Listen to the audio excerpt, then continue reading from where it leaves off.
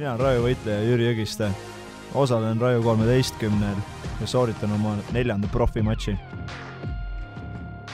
Mu profirekord on hetkel 2 võitu ja 1 kaotus.